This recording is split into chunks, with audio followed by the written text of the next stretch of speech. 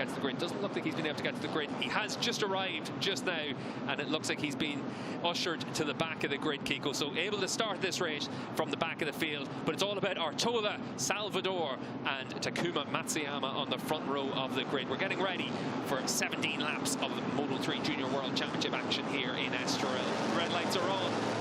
And the 2021 Moto3 Junior World Championship is underway. Ivan Artola from pole position on the number 24, able to make a clean start as they head down towards turn 1. We do have one rider that struggled off the line, but into turn 1, it looks like it's Matsuyama's made a great start. And we'll wait and see what happened down in towards turn 1. Looks like it might have been Matsuyama that's been able to take that lead. It's just Kiko. He's the guy that's won a race in this class. He is probably one of the favourites for this championship, and he really should be. He's been around long enough now on Moto3. He's even got Moto3 World Champion. Gotten one up to this point in the race as well, but Matsuyama's hit the front, and in fairness to Matsuyama, he's looked really strong through the course of this race, found his positions to be able to make moves, good into the chicane, and that could well be key on the last lap. But we also know now as well, the slipstream can make a massive difference. If you think back to last year in the Moto3 class, we saw Pedro Acosta come out on top by literally thousandths of a second. 0.003 of a second, exactly. It was so close, and Holgado was first and second throughout that whole race as well. I said it before, I hope he is not going to be mugged here on the line. But look at Matsuyama, Holgado, and now it is Salvador there. But in 5th place, Super Mario Aggi has found his feet, and he's coming on very, very strongly, slipstreaming David Alonso. And these three, they're almost in the pit lane. That was Holgado, Matsuyama and Salvador. Nothing between them. Salvador looking on the inside, but it's going to be Holgado on the brakes, and Alonso! It's going to nerf him out! I'll tell you what, Alonso's not afraid of it in this race. He's done a really good job to get himself up into 2nd spot there. He was 5th across the line with a gap to the riders in front. It's suddenly an Aspar 1-2 for the Gas bikes, and certainly right now for David Alonso, the ETC winner last year. He's trying to make sure he's in a position to make sure his teammate Danny Holgado has to wait another couple of weeks for his first Moto3 Junior World Championship race victory. That's Matsuyama. He was leading into the last corner once the start-finish straight. Suddenly he's at the back of the group.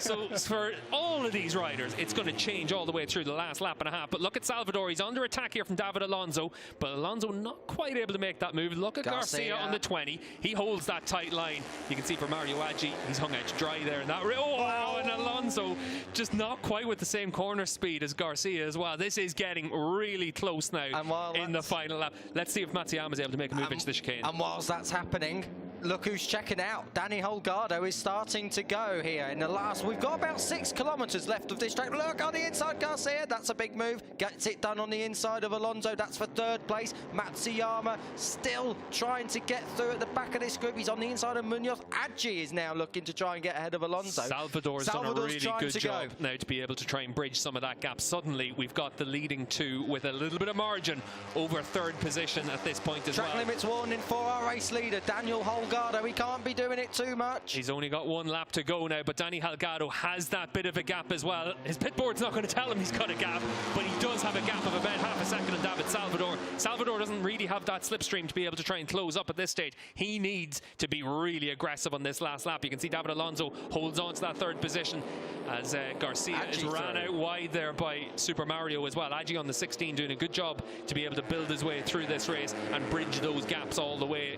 But Danny Holgado leading the way here in the 96, the Aspar rider from David Salvador. Salvador's had podiums. Holgado's had podiums. David Alonso, he's an absolute rookie in the Moto3 class. This is his debut. He's up there in 3rd position, but right now it looks like it's a battle between those leading 2. Yeah, at the moment, the front 4, none of them have had a race win. And Jose Julian Garcia, we've said already, is the only race winner on this grid this year. At the moment, I think Holgado, if he keeps it clean, has done enough here, Steve. He's got about half a second. It can all change. Garcia manages to keep himself up there. That's already going to be a candidate for save of the season there. But look at Holgado out in front. Salvador in this lap has been able to pull back a couple of tenths of a second, but it's not enough at this stage. We're seeing the leading group start to stretch out down in towards the chicane. Is there going to be an opportunity to try and attack from Aggi? No, he's too far back. So David Alonso is in 3rd right now, but that battle for the the podium isn't finished. The battle for the win, though, Salvador's it's Danny closing. Halgado out in front, Salvador closing, but Salvador is going to need to be super fast through these final couple of corners. Look at Mario Aggi. That's going to be the battle across the line to see whether or not he's been able to pick up that podium. Looks like Alonso ran wide, and Mario Aggi trying to get down the inside.